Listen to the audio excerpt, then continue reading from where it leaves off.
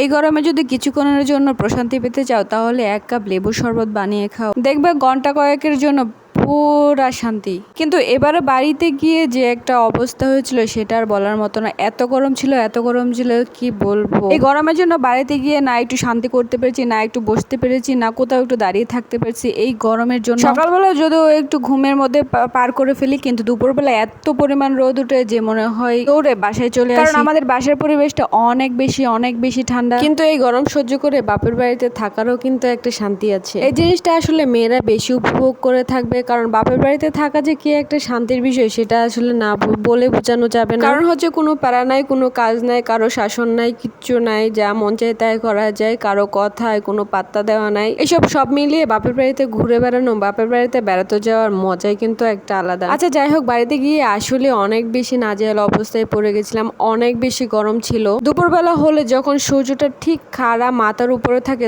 তখন একবারে একটা অস্থিরতা সৃষ্টি হয়, তখন গরমটা আরো বেশি লাগে। আর এই অশান্তিময় গরমের মধ্যে লেবু শরবত খেলে যখন প্রাণটা একবারে জুড়িয়ে, সেজন্য আমি দুপুরবেলা ঘুমিয়ে গেছিলাম। ঘুম থেকে উঠে আমাদের ঘরের সামনে একটা লেবু গাছ আছে, এখানে অনেক লেবু ধরেছে, টসটসা লেবু।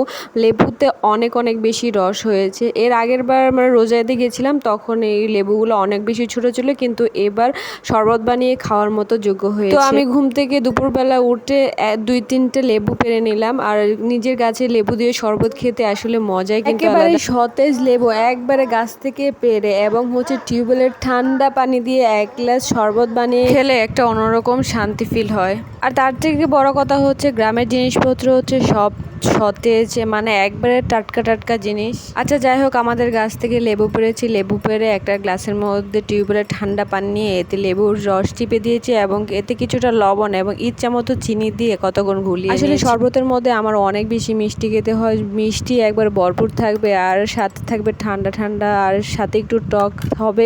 এই শরবতটা খেতে আমার আসলে অনেক বেশি ভালো লাগে। তো অবশ্যই আপনারা এই গরমে লেবু শরবত বানিয়ে খাবেন, দেখবেন যে অনেকটাই ঠান্ডা ফিল হবে, শরীরের মধ্যে একটা স্মুথনেস ফিরে পাবেন। তো আজকের ভিডিও এই পর্যন্ত, টাটা।